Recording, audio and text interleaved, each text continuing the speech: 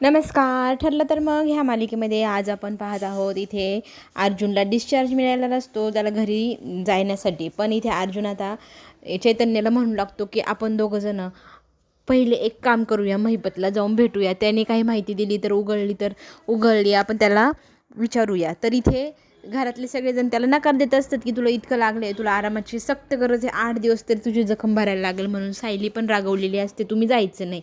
पण तो मनापासून खरंच म्हणत असतो की मला रविराज काकाची मदत करायची आहे, कोण गुन्हेगार आहे, कोण सुपारी देणारा आहे ते माहिती मला मिळवायची, म्हणून मला जायचं आहे. प्लीज मला नको म्हणू नको. आता रविराज आणि प्रतिमा काकाची आणि आत्याची माहिती कळल्यानंतर आता सायली काहीच बोलू शकलेली नसते. जा आपण लवकर घरी यायचं अशी सक्त ताकीद दिलेली असते. आणि मग इथे अर्जुन आणि चैतन्य निघालेले असतात महिपतला भेटायला आणि त्याच्याकडनं काही माहिती मिळते का ती जाणून घेण्यासाठी. अर्जुन आता थेट जातो आहे ते पोलीस स्टेशनमध्ये गेल्यानंतर महिपतची भेट घेतो. महिपतला तो समजून सांगू लागतो की हे बघ, तू जर मला खरं जो गुन्हेगार आहे तसं नाव सांगितलं तर मी तुझी माफीची साक्ष देईन, तुला लवकरात लवकर जेलमधनं बाहेर काढण्याची सोय मी स्वतः करेन. माझा शब्द घे, तू हवा तर हा लिहून घे, मी तुझी मदत करेल, तुला माफीचा साक्षीदार बनवल. फक्त जो कोणी गुन्हेगार आहे ना रविराज काकांचं, ज्याने इतके वर्ष रविराज काका आणि प्रतिमा त्याला त्रास दिला आहे, तो समोर यायला हवा. मी तुझी मदत करण्यासाठी जिथे बसलो आहे. इतका छान प्रकारे अर्जुन त्यांना सांगत असतो की तू माफीचा साक्षीदार हो. तितक्यामध्ये बोलत असताना बाहेरनं एक आवाज येतो नागराजचा, माझी बायको कुठे आहे, मला बायको सापडत नाही आहे, तुम्ही काय करताय पोलीस स्टेशनमध्ये बसून, तुम्ही माझी बायको शोधतायत की नाही. म्हणून त्याचा आरडाओरडा सुरू होतो. महिपत बाहेर पाहू लागतो आणि नागराज पण त्याच्याकडे मोठे मोठे डोळे करून पाहू लागतो. इकडे मात्र आपल्या प्रियाला पण भीती वाटत असते की जर महिपतनी तिकडे तोंड उघडलं, नागराजचं नाव सांगितलं, नागराज बरोबर मग माझीही पोल खोलल्या जाईल, मी तन्वी नाही हे पण सगळ्यांसमोर सिद्ध होईल. तिला धाकधूक पडलेली आहे, तिलाही भीती वाटत असते.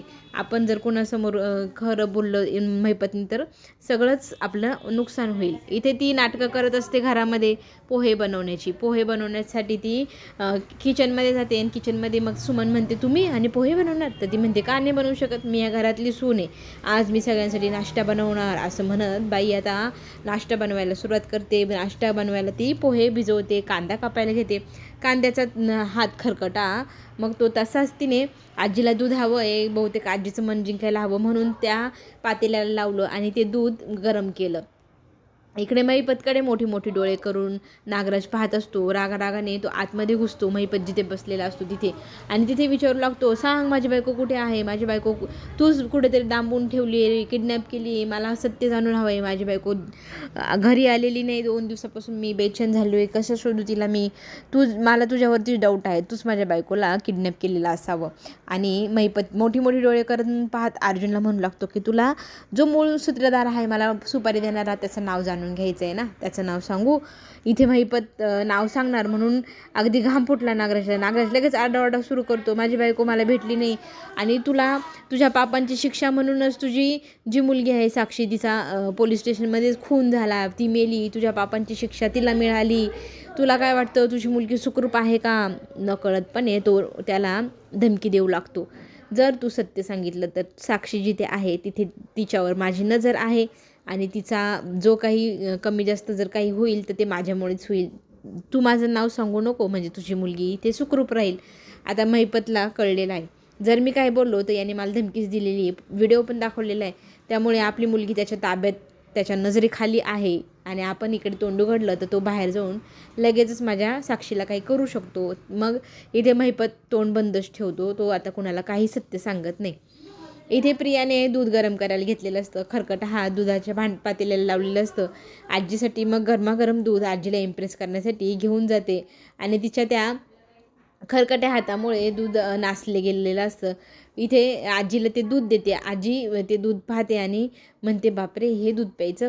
मग तिला कांद्याचा वास आला म्हणून तिला म्हणू लागते की दुधाचा वास ना खूपच वेगळा होतोय. तर ती म्हणते नाही आजी, नाही चांगलं आहे, आत्ता सकाळी आलेलं फ्रेश दूध आहे. मग आजीला ती पेऊ करण्यासाठी हट्ट करू लागते. आजी मग तिच्यासमोर ते दूध घेते आणि काय करावं विचार करते. तर एक घोट जेव्हा ती आजी दूध पिते तेव्हा आजीला त्या दुधाचा कांद्याचा वास येतो, आजीला किळसवाणी होतं. आजी लगेचच ते दुधाचा ग्लास खाली आपटवून देते. इकडे अस्मिता काळजीत असते, तिला हॉलमध्ये घेऊन कल्पना येते आणि म्हणू लागते की का काळजी करते, आपला अर्जुन बरा आहे, आता घरीच येत आहे. तर प्रताप पण म्हणू लागतो की मी अश्विनला फोन केला आहे, डिस्चार्ज पेपरवर ती लवकर प्रोसेस झाली की ती लगेचच येईल. आणि इकडे सुनबाई आपल्या किचनमध्ये काय करते म्हणून पाहिल्यानंतर प्रताप सांगतो आपल्यासाठी नाश्ता बनवते. तर सगळ्यांना आश्चर्य वाटतं की प्रिया सगळ्यांसाठी नाश्ता बनवते. तितक्यातच तिथे अश्विन आलेला असतो, आपली सायली पण आलेली असते. सगळेजण विचारपूस करतात की अर्जुन कुठे. तर इथे सायली म्हणते तुम्हाला माहिती तुमचा मुलगा किती कामाचा आहे, तो काही घरी आलेला नाही. सगळ्यात पहिले त्याचं काम करायला महिपतकडे तो गेला आहे आणि घरी यायला त्याने सक्त नकार दिला आहे. थोड्या वेळात मी येतो, तू पुढे जा म्हणत त्यांनी मला काढून दिले असे सायली घरी येऊन सांगते. तर इथे प्रिया नाश्ता बनवती म्हटलं अश्विनला फार कौतुक वाटतं की माझी बायको घरच्या सगळ्यांसाठी मदत करण्यासाठी गेली आहे. तरी ते पुढे गेल्यानंतर कल्पना दुधाचा वास घेऊन पाहते, दूध तर नसले, दुधाला कशाचा वास लागला आहे. आणि प्रिया म्हणू लागते की नाही नाही, दूध तर चांगलं आहे, मी इतक्यात आजीनं दिलं, मला नाही माहीत कसं खराब झालं. तर आजी म्हणते जाऊ दे, लक्ष नको देऊ. आता प्रिया जर किचनमध्ये आहे तर काय गंमत असणार, काय होणार माहितीच आहे ना.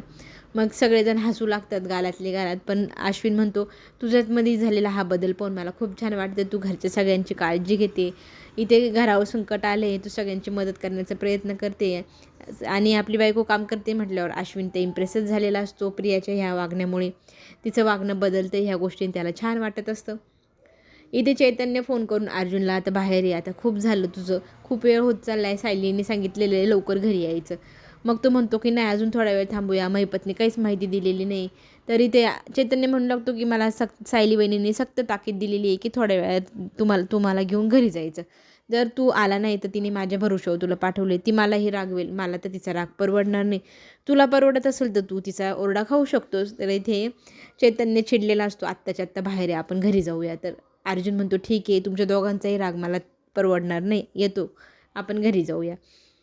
इकडे महिपत भेटायला गेलेला असतो सुमनला. सुमन मात्र म्हणत असते तुम्ही असा इतक्या थराला जाल याची मला जाणीव नव्हती आणि ती सुपारी देणारी व्यक्ती तुम्ही आहे. आता हे मला जेव्हा कळले, जोपर्यंत मी जिवंत आहे तोपर्यंत हे सत्य मी कोणाला तरी सांगूनच जाईल असं म्हणत ती नवऱ्याशी भांडू लागते. तुम्ही असं कसं वागू शकता, मला थोडीसुद्धा कल्पना नव्हती तुम्ही इतके खराब वागू शकतात. आपल्या घरच्यांविरोधात काय मिळवलं तुम्ही इतक्या दिवसात, इतकं टोकाचं भूमिका घेऊन एवढं वागून.